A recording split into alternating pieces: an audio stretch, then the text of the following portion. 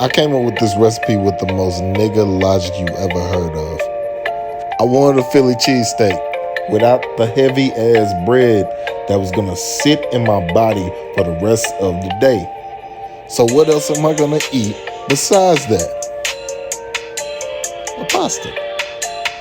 Yeah, I know, surprise, surprise, another pasta from the pasta guy, but I can't front on what I love.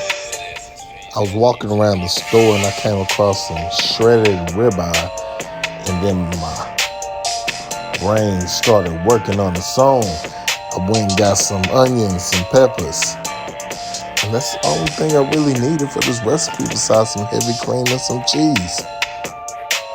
Now I'm just grilling these peppers and onions over high heat just so I can get a nice charred grilled flavor along to go with this thin ribeye, which is going to be done within a minute and a half because of how thin it is. Hell, I'm just winging this recipe right now. I'm not from Philly. I don't know shit about Philly. I don't even like Philly. I'm just playing, but I hate the Eagles. Niggas be like, fly, Eagles, fly. I'll be like, die, Eagles, die. Cowboys be looking at y'all like, it's chicken. It's fried chicken. Now I'm about to let everything meld in this pot together. So now I'm adding the white wine to the glazed pan, and then I'm adding my heavy cream right after that wine is reduced. And I already know it's gonna be some people in the comments like, well, isn't your meat gonna be overcooked if you cook it in the sauce some more? No, I tried it both ways. It tastes the exact same. And if anybody says different, just look at them and be like,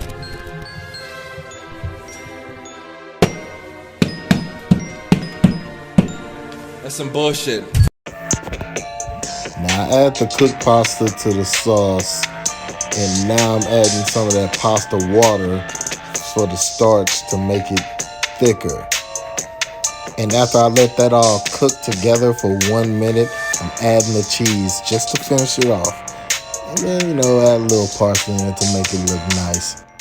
Because I'm a guy that always believes that you eat with your eyes first. And adding that parsley is gonna make it a brighter color.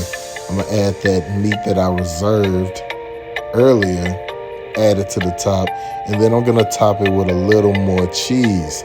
And then I'm gonna melt that motherfucker.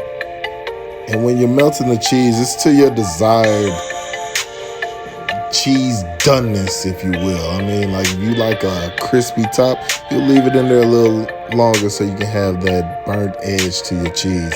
I like mine just a little melted over my pasta because I don't want everything to stick together. And voila, you're welcome, Philly cheesesteak pasta.